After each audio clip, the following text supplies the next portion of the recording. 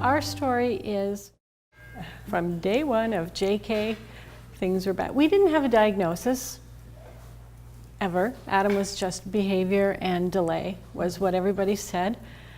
And delay means maybe tomorrow, maybe tomorrow, maybe tomorrow, right? You don't really know what that means. Behavior, you don't really know what's happening. So right from JK to grade 3, regular classroom, you know, I always say I met all the parents because I'd have to call to apologize when Adam would hit them. And they were all great, like he would hit their kids, I mean. And the kids were great, no one he went to birthday parties like that pre-grade 3. Kids are very, they're still kind of on the same, they're in the same place, pre-grade 3, I found. And then grade 3, that's when the kind of the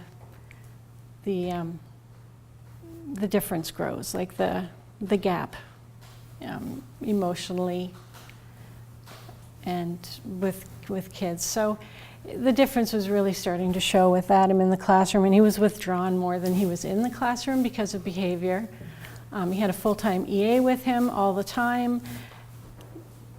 So obviously something, you know, it doesn't matter what you say, we tried to support the EAs and the teachers and everybody, but whatever was happening in the classroom was happening. So we ended up pulling him out of the school and tried homeschooling for a little while. Then they offered us a segregated program at a different school for grade 4. And so we took it because it looked wonderful. And so we did that for 2 years.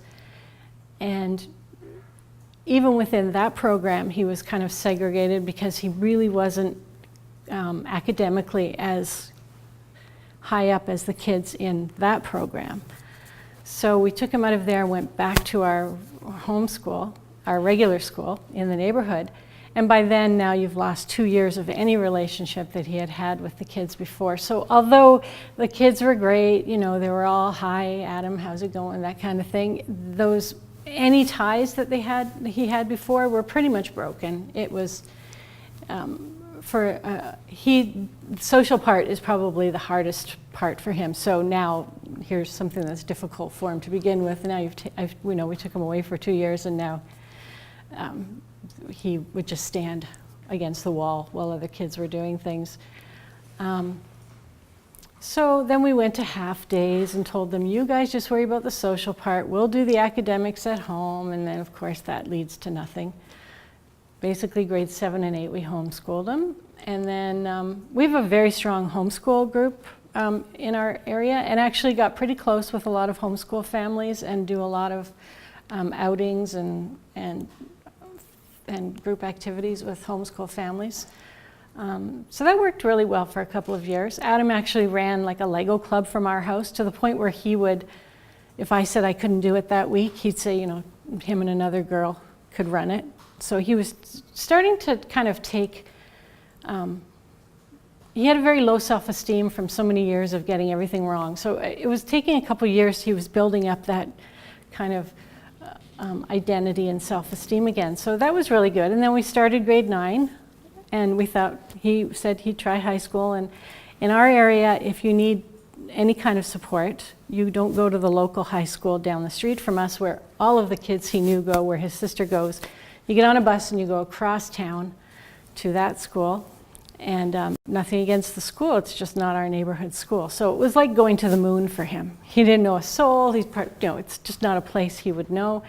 It fell apart very quickly, and so we've had him homeschooled since.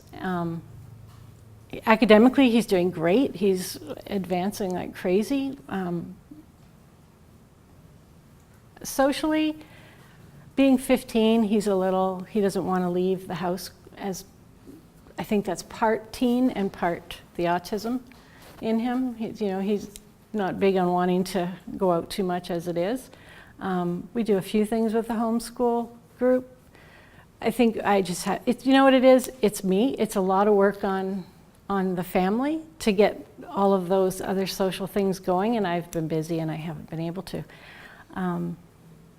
So I think in all of it, through all of that, I kind of learned what inclusion meant to us. At the beginning, inclusion meant being in the regular school. Eventually, inclusion meant being in the regular school or being in your neighborhood school in the same class as all of the other kids, with a support that not only supports the learning needs of our child, but also supports all of the kids in the classroom at whatever they need, and also with each other. Inclusion is so much more than just being there in the room with an EA attached to you, because that, if anything, that just made him ostracized from the rest of the classroom. And part of what I'm working on in our area now too is to try to work with our school board to have kids that need the support to go to have the choice to go to the high school that they want to go to. It's going to be a long fight, and it may not happen in his academic career, but it should be a choice for doesn't matter what elementary school you're coming out of, it should be the choice to go where you see your brothers and sisters and your friends in the neighborhood going to, because they have enough struggle socially that to go somewhere that they've never been all of a sudden after 10 years is just, it doesn't even make sense. So that's what inclusion has changed. Like, the word has stayed the same, but the meaning to us has changed so much.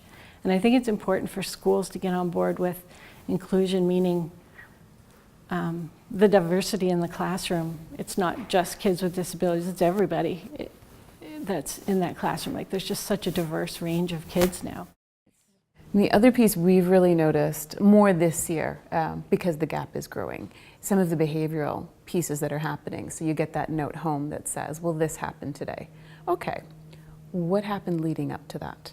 And so we've sort of been piecing that stuff together, and so our daughter will get the social story about you know, we don't behave this way when such and such happens. Okay, does the rest of the class also get a social story to explain to them what life is sort of like for her, and why there was an incident where kids, it wasn't bullying, it wasn't ill intention, but it was sort of, they recognized what she would do if they kind of egged her on. So sort of being in her space and, you know, Emmy, what are you doing? Emmy, what are you doing?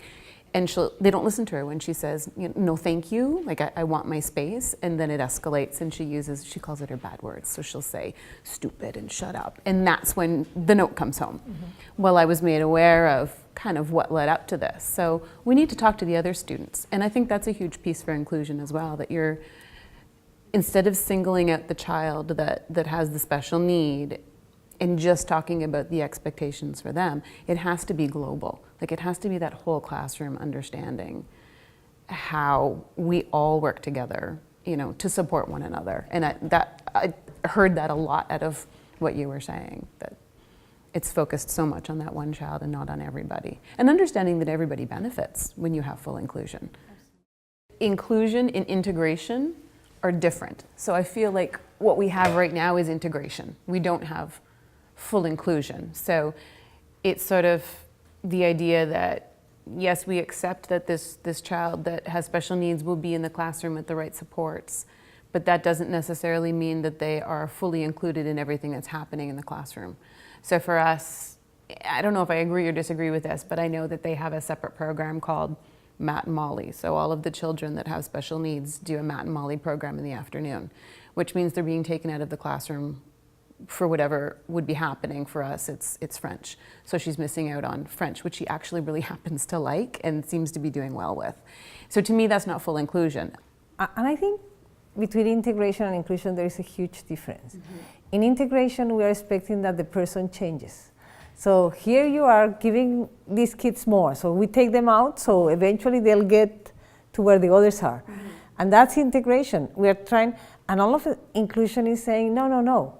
They can be what they are. We'll support them to grow and to learn and to all that. Mm-hmm. But who has to change is the system, is the teachers, is the learning way, the way they learn.